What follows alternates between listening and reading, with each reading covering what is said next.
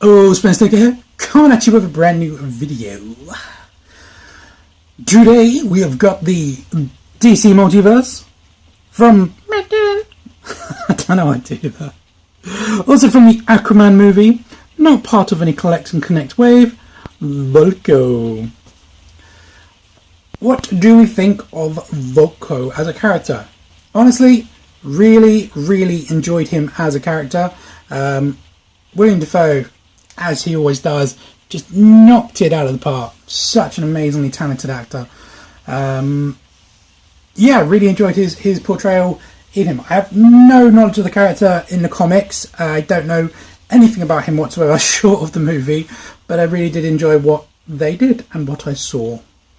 So moving on to this guy. Let's have a quick look at the packaging and then we'll get him out to have a look at him.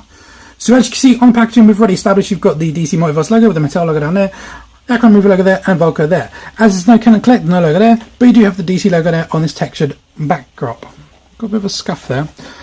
You got a picture of the character from the actual movie. Exact same picture on the side of the packaging with the DC Multiverse logo and the Aquaman logo there. The exact same thing on the other side. The obligatory legal jargon at the bottom, and on the back of the packaging we do have a picture of the figure itself and of course the other figures in this wave, which we have of course already reviewed. Hope you guys have enjoyed them so far, because I really have. They seem to have gone better with every figure. Here we have a quick close-up look on that bio for those that would like to actually read it, then feel free to pause that. Yeah. Okay, so let's get Vulko out of the packaging and see how good he really is. Okay, so here we have Vulko out of the packaging. Now, I apologise for any background noise, but it is absolutely hammering it down here, and it is a bit echoey bouncing off of my conservatory, so please bear with me on that. But what do we think of this figure? Straight after that, I'm peed off with Mattel. Let's see if anyone can figure out the reason why. Not one, but two open hands, and he only has a single-handed weapon.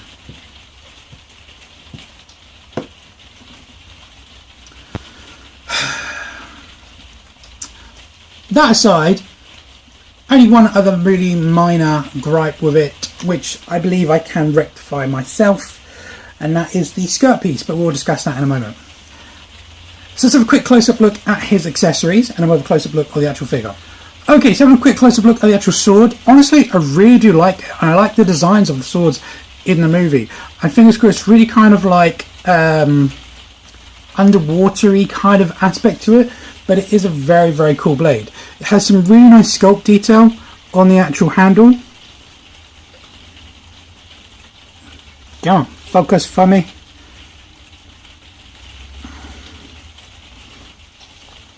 So I really do like that, and you can see this from the writing there, and some straps there, and really nice. And as you saw, it fitted very well in his hand. You can just slide it straight in, it's really nice. And then the blade itself has some really great design as well, with some nice ridges and sculpt. It looks like a sharp sword, pointy sword. Now it's actually quite hard plastic, but as you can see, mine is warped, so I'm going to have to heat this up to flatten it. So I've had to have every weapon in this wave, unfortunately. And just to show, I'll show this way around because it's really dark that way around. Does just slide in his hand, even though that's the wrong round. There you go. Does just slide in his hand, nice and easy. Now, the other accessory is an aspect of the movie I'm not going to talk about, but it does refer to Aquaman's new trident, and it's this little design of it, which is supposed to be on like some ancient paper or leathers, or I'm not too sure, but this is just a bit of paper. It does have painting on both sides and some really nice artwork on it, but it is paper, so it will get destroyed rather easily. In fact, if you can see just here, it's got a little bit frayed just from me putting it in his hand like I did at the start of the video. So a bit annoying, but all a really nice inclusion, and I do really like it, and the design is absolutely amazing. So have a quick close-up look of the actual figure. You can see his whole torso, in fact his whole figure is sculpted in this scale mail, and it looks absolutely phenomenal. Really does pop and looks amazing. Now it might come over just black, but there is some nice really deep blues here, and in the armour here, and even under the crunch there, and on the gauntlets as well. So that's the only real paint apps in the actual costume. It's just like a few highlight areas of this like nice subtle blue. And as the light catches it, it does look phenomenal. Then of course you've got his sword scarab there, which we will just quickly demonstrate.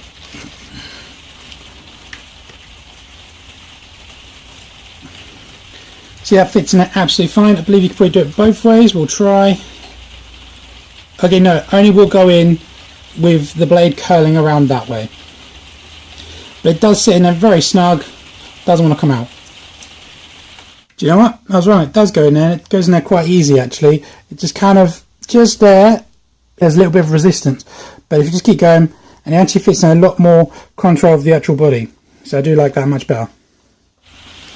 And again, a really nice design that, and I think it does look really truly phenomenal. Now, one thing I'm not a big fan of is a big like lip here of where the skirt is, so I don't really like how they've done that. I might cut that off, thin it down, glue it on a bit more snug to the figure. And as I said earlier, one of my problems is the skirt is very thick and it hinders the articulation completely. So we'll go over that in a moment. And then the paint and the sculpt on the boots is absolutely phenomenal. Now, have a look at the face sculpt. I honestly think this is a really good face sculpt of William Dafoe. Forgot his name for a second there. Someone in the comments mentioned in the box open video about using this head as a goblin head for a custom goblin or Norman Osborn figure. Why? There's literally a goblin figure out there from the movie with a removable mask. I have it. I've used it. I've customized it. And you can get a Norman Osborn figure without his costume and in with the armchair that he talks to. So why? This is an exclusive figure, so I believe he's going to just skyrocket in price as they normally do. So I'd probably recommend against that. Plus, this one has a little bun on the back, and I don't recall Norman Osborn ever having a little bun at the back. Okay, articulation. Now, this just means you look really pissed off at someone. They kill you. So, the head is on the usual ball peg going into there, but you get virtually nothing going forward and back. That is it. A same pivot. Now, weirdly, it can rotate to the left fine, but mine does not like going to the right. I feel like I'm forcing it or bending the peg. But I believe we can go, yeah, a full 360 degrees there. Shoulders and borders, they can rotate around full 360 degrees. This little bit here, forward getting away, it really doesn't. I've not noticed it yet. And they can get out, much like the Aquaman, to about there. Bicep rotation 360 degrees. Single hinge in the elbow, so you can get a bend of not 90. So, not a massive fan of that, but it's okay. And then you have a rotation at the glove. Then a rotation of the peg going in at the wrist, 360 degrees, and you can hinge from there to there. Has an ab crunch from there to there, so you can go back quite far. Has a waist rotation, full 360 degrees. Now I believe he has T-cut hips, but with this leg all the way back and this leg all the way forward, that is his Spartan. This is, like I said, my problem. This is a very thick plastic. So what I'm most likely going to do is probably cut the seam just there where it joins, and I might get my Dremel in there to try and thin it down a bit, see if I can loosen it up a bit. And like I said, I might take it off altogether. We shall see. But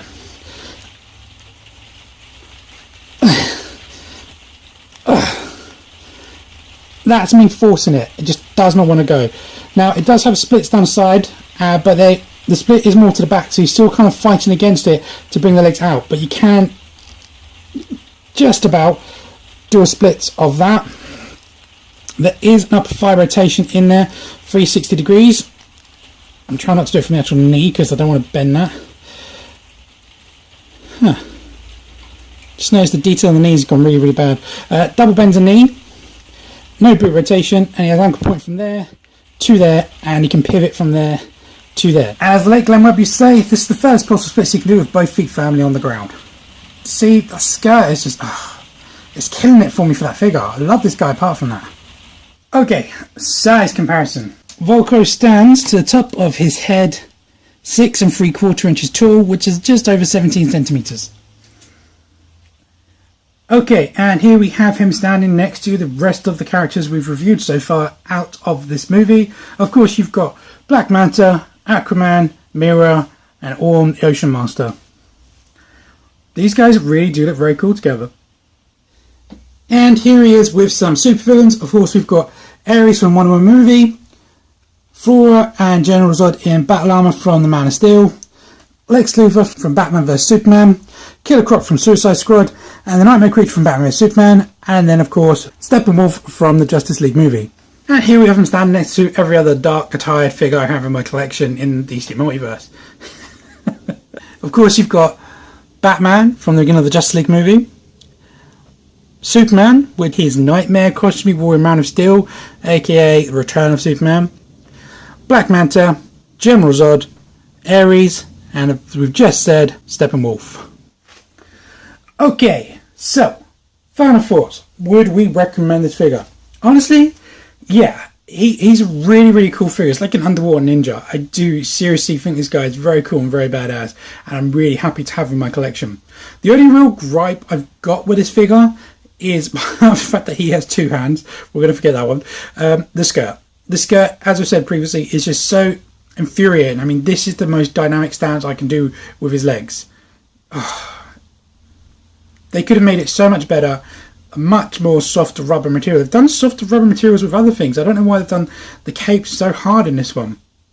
Well, I say the capes and the skirt so hard in this wave. But yeah, I would strongly recommend it. It all in all is an actual solid figure, and hopefully that curve should be an easy fix.